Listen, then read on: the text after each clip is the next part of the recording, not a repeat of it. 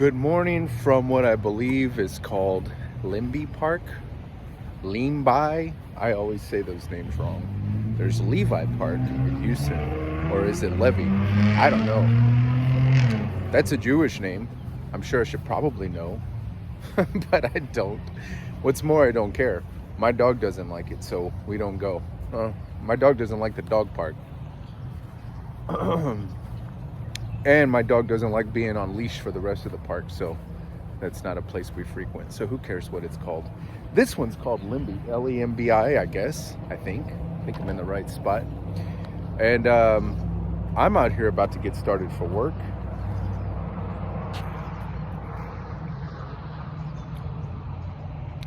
I was up relatively early, my time. I guess I shouldn't say that. Wasn't so early, but 2 hours later in my friend's time, and we were kind of catching up on some things, and he's got a lot of stuff that he's juggling, a lot of personal affairs, not necessarily trials or circumstances or whatever. Just a lot to negotiate with jobs and a child, and a home that he's potentially selling, and a possible move, and a couple of other income opportunities and things like that. There's a lot going on, and it can be overwhelming. It's overwhelming sometimes just to listen to it. I probably don't feel the stress the exact same way that he does, but I definitely sense the amount of stress that comes from having all that stuff to weigh. And so we spent some time kind of back and forth between voice memos and text messages and what have you. I lost my co-pilot.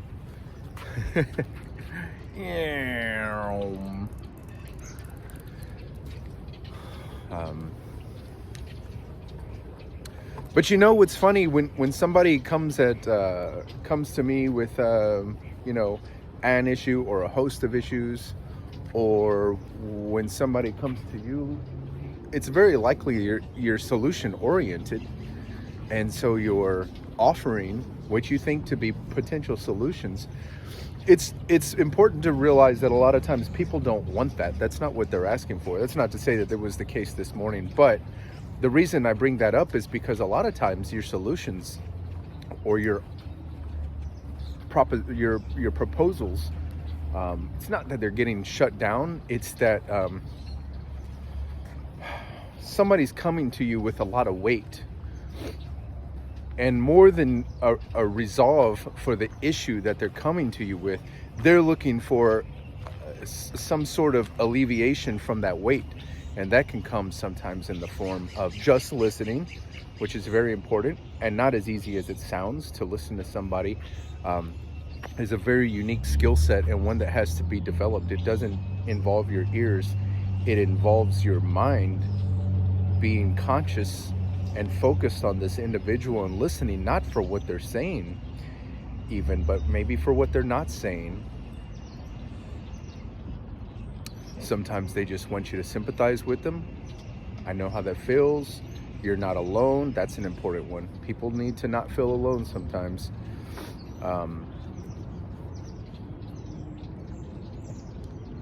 Just briefly, we've gotten off the beaten path here. I've been to parts of this park before. We usually chase squirrels here. But now we're in something that looks a little more desolate. It's probably like a runoff retention type of area, but grisly looking. This is obviously where all the action is too. Lots of birds and everything. So getting back to the topic at hand, they might also want you might have possible solutions or resources that they can tap into, but you're going to have to listen in order to get that. But again, a lot of it is just taking the weight off of their shoulders. You got it, baby. Go on. She's trying to climb down there. Go on, check it out. There's nothing to be afraid of down there. Go ahead. What do you see? She's a bit of a monkey these days. She's always up in a tree doing something. There you go.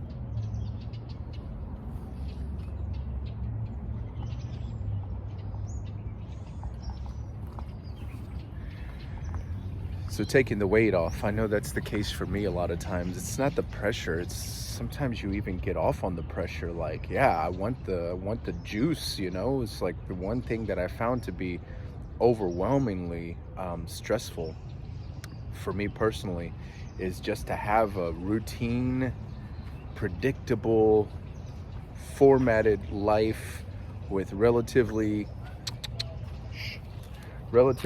few surprises or plot twists. And then of course with that, very little character development. So sometimes you like it. I know personally when I've been in certain predicaments of varying degrees of severity, and some very personal and sometimes even internal or exclusive to me physically, like a physical pain or an ailment, or even if it's a little more familiar or it involves a region, you know, like Hurricane Harvey or this recent freeze. A lot of times it's not that you feel like the spotlight is on you. Hop up here. It's not that you feel like the spotlight is on you so much as that you feel it's almost like a call to action. It's like, okay, this is my number. I get to play now, and you kind of a lot of people thrive on that, especially if you grew up in a type of environment where you were expected to problem solve, whether that be to play the game, play whatever the rules of the house were, whether you came from a two-parent household or, you know, your parents were separated or divorced and the rules of mom's house were different from the rules at dad's house. You know, you could listen to whatever music you wanted over here. Here you had a little more restrictions, or you could grow your hair out or dress the way you wanted over here, but over here we were going to do it this way. You know, you had to play that game. Sometimes it was tiptoeing around certain authority figures, you know, especially when times were hard or it was a particularly stressful day, especially if you grew up without a lot of resources to just make problems go away. You know, you kind of had to marinate in those problems. Well, you know, if I'm groaning and complaining at 10 years old and 110 pounds or whatever, and somebody else is groaning and complaining at 35 years old and 180 pounds, their groaning and complaining is going to get a lot more of the a bigger seat at the table, you know. My point in saying all that is if you grew up with those sorts of things going on, or I think about all the time that I was in Baghdad, there's kids here who were kids when I was there, who were born or were like 2, 3, 4 years old when the invasion of Iraq started in 2003, I think. And they were still there. They were still in a war-torn country when I was there in 2007, 2008. And they'll be like that for at that time, I didn't know how long we were going to be there. So growing up in a certain environment obviously tunes you into certain ways of managing life, you know, and that can be sometimes very fortunate and good for you, and sometimes it's very sad and it's maybe a little traumatic and something that you have to work out of. But my point in saying all of that to begin with is that a lot of times we like the juice, a lot of times we like the pressure, a lot of times we like the stress, or we're conditioned for it, or we're addicted to it, or we don't feel like we're doing much to own our self-worth if we're not having to overcome something or climb some mountain or whatever. But I say that because it's it's not just the things that we're dealing with. It's not just the trials or the circumstances. What am I saying? I'm kind of getting off on a tangent there, but in relation to my friend and myself, and maybe to you, a lot of what's going on in our lives personally, especially when we're being introspective and the things that we keep to ourselves, the things that we're quiet about, the things that we don't share with other people, a lot of that contemplation and meditation on those circumstances, those things, is very much creating our physical world. Now, the weather's going to be the weather, regardless of what's going on in your life, and politics is politics, and the economy is the economy, and some of these things that move on the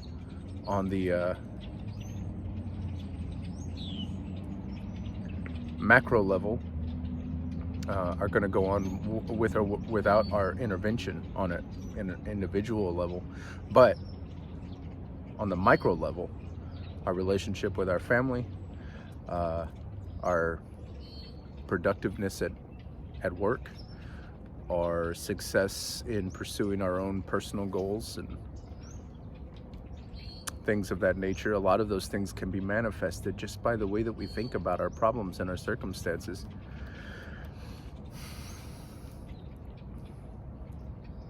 And I'm not a big, look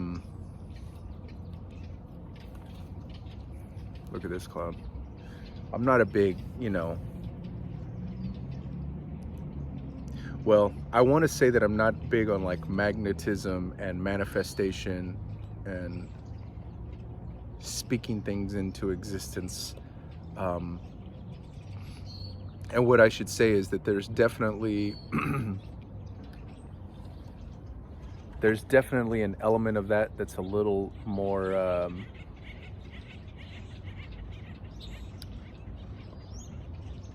careless and maybe not grounded in the sort of reality that I elect to live in. But I am big on magnetism and manifestation and speaking things into existence, in the sense that our words have power. Our words absolutely have power, and our thoughts have power. And if you don't believe me on that, think of the last time that you were crippled by anxiety or stress or depression. Those are all, there's a chemical element to all this stuff, of course, yes. But a lot of it is very much mental. Mental in the sense that we get so caught up thinking about things that eventually all we're doing is thinking. It's like grinding gears. You're not getting anywhere. Your wheels are spinning in the mud because you can't get anywhere successfully, be it come to a resolution or say the thing that you need to say or put things in the proper perspective. You can't do that when all you're doing is chewing up thoughts, just like a glutton, like just in a feeding frenzy on just things like what could possibly. You'll get to the point where you won't find a solution, and it'll be right there in front of you. And that's a very real thing, and that's a very much a mental thing. It has to do with our mental component and our capacity to see things, put them in proper perspective, put them in some sort of priority of immediacy and what's long term and what's short term.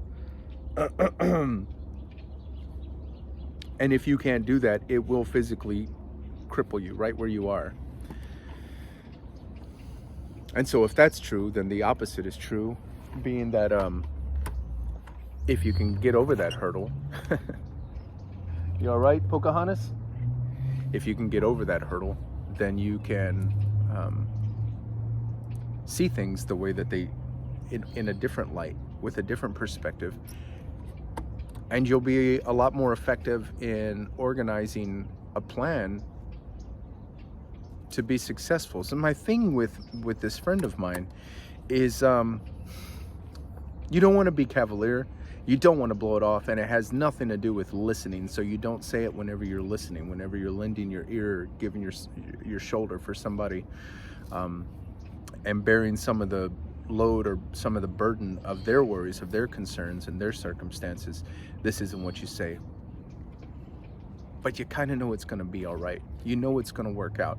And it may not work out any of the ways that they're imagining that it will, but it's going to work out. And the solution might not be a solution that they're even thinking about, but it's going to work out. In some ways, it has to work out. I mean, it's the reason that it takes, for instance, this is maybe a stretch, but it's what popped into my head, like infrastructure. You need to get from New York to California 100 years ago. There's not a lot of, there's a lot of ways to get there. You can get there any way that you want because there's no roads, there's nothing paved. Obviously, 100 years ago, there were some routes, some roads, some trails, obviously rail lines, things of that nature, rivers that you could use, but no highway system like today. So it was really hard for like the first few people, few generations of people trying to make their way out west. But eventually you paved a trail, and eventually those trails became roads, and eventually the thing that you 100 years ago couldn't even see a way around now is just part of the infrastructure. And again, that's maybe a bit of a stretch, but similarly, when you come up on a problem or an obstacle in your life that doesn't seem to have a workaround, it may very well not have a workaround.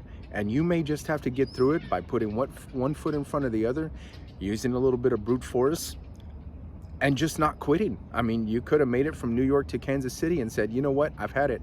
And that's as far as that's as far as the trail is blazed, at least the one that you're responsible for. Same thing in life, you can start out on an endeavor, you can put your best foot forward, you can try and fail, and you can try again and fail again, and you can keep trying and keep failing, and then eventually wherever you just say, you know what, I've had it, I'm done, that's where it's going to stop. But ultimately, all that trial and error becomes a, why don't you go walk around, see if you can kill something. There's probably some squirrels out there. Ultimately, all those things just become part of the infrastructure, going from like Alexander Graham Bell to a phone that I don't even use as a phone. If I'm being honest with you, I don't talk on this thing. I don't want to talk to you. I'm either in the middle of something, or I'm about to be in the middle of something, or whatever you're going to say in 20 words can be said in 3 words with a text message, So I don't even use this as a phone, but think of how much has transpired from the time a phone first became a notion in somebody's mind. And that's what I want to say. To now, where there isn't probably a living soul within sight of me that doesn't have one in their pocket and at all times. And what I wanted to say as I was having that thought is this device and the one that you're watching on was conceived in somebody's mind. The potential, the possible means of manufacturing or making it marketable on a commercial level, who would get one, who wouldn't, what it would be used for, all that stuff began as somebody's idea. And now it's everywhere. Paving a road from, let's say for instance, I-10. I said New York to California, but let's say Jacksonville, Florida to Santa Monica Pier to California. That's one stretch of road, and eventually enough people passed, and government agencies, whatever, got involved and realized that this would serve the most people possible, and that interstate was built. Runs right through Houston, San Antonio, El Paso, Phoenix. It goes straight through all of our country. I've been down all of it from coast to coast, not on one trip. I think that'd be badass. But I've been up and down that entire freeway now, I can say.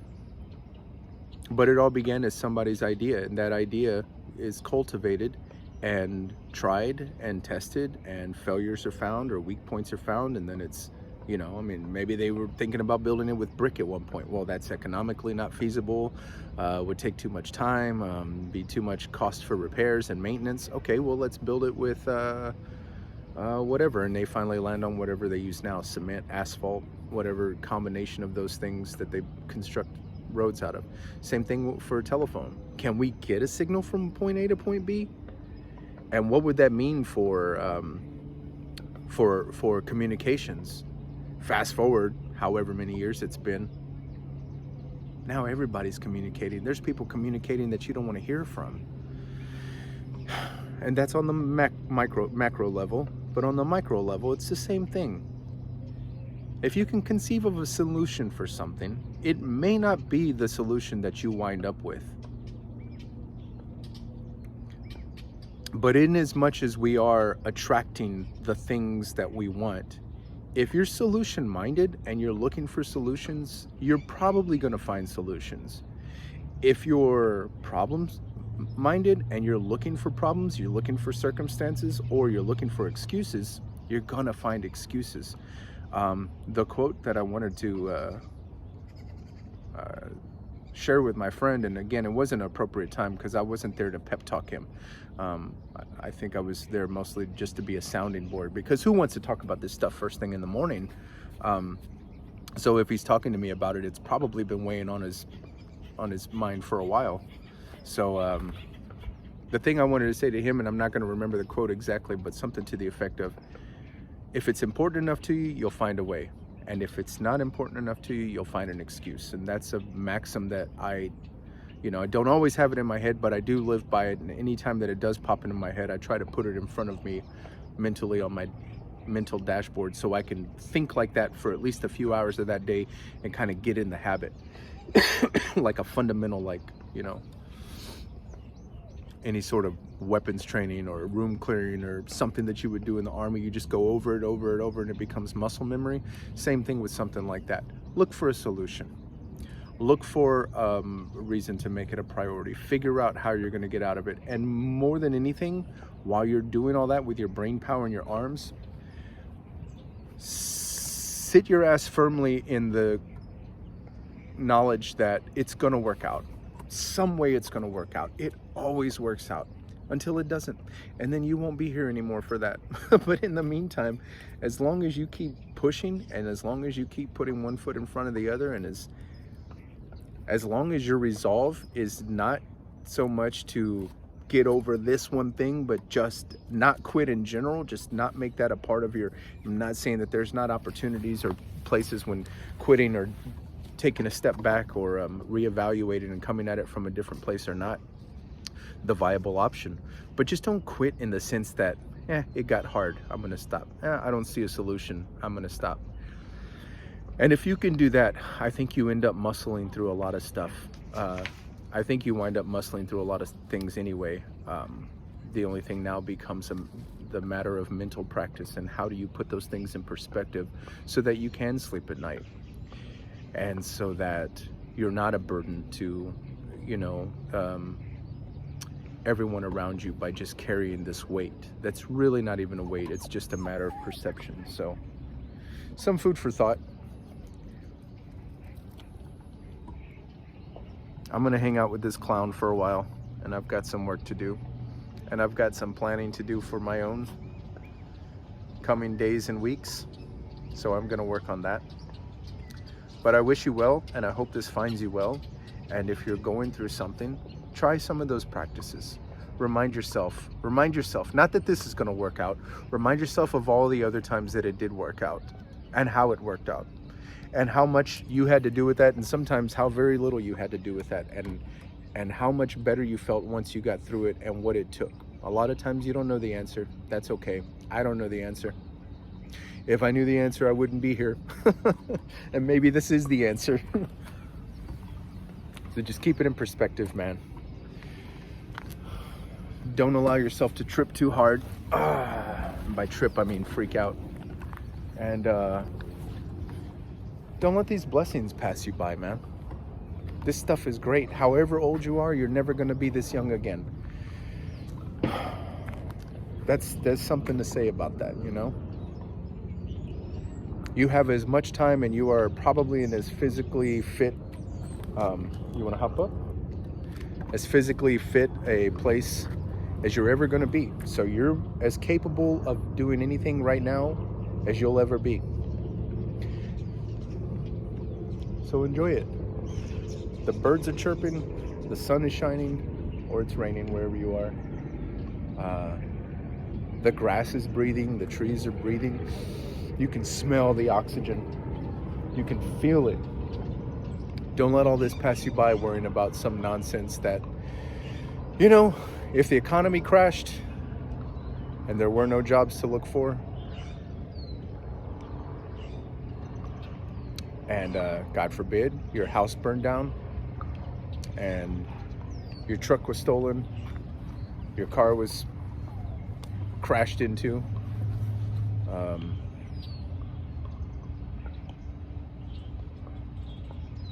you know, your kids moved away or went to go live with the other parent or whatever, you'd have nothing.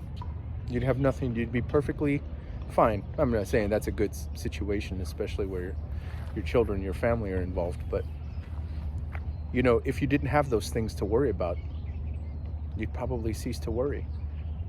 So just work on that. Work on the not worrying part while you have them, and appreciate them. Appreciate the house that you have or the apartment that you have while you have it. It's not going to be there forever. Appreciate the vehicle you have, whatever sort of bullshit situation you're in, you know, whether it's not the ideal vehicle for your lifestyle, or you're upside down on payments, or whatever the case is. You got wheels. You can do a whole lot with wheels, especially in this country and especially in this economy. Just keep it in perspective, man. Hope you have a good day. Hope this finds you well. I hope you can hear this, but I really hope, I hope you can hear the audio is what I mean, but I really hope that you could see some of the things that I was looking at and enjoy that.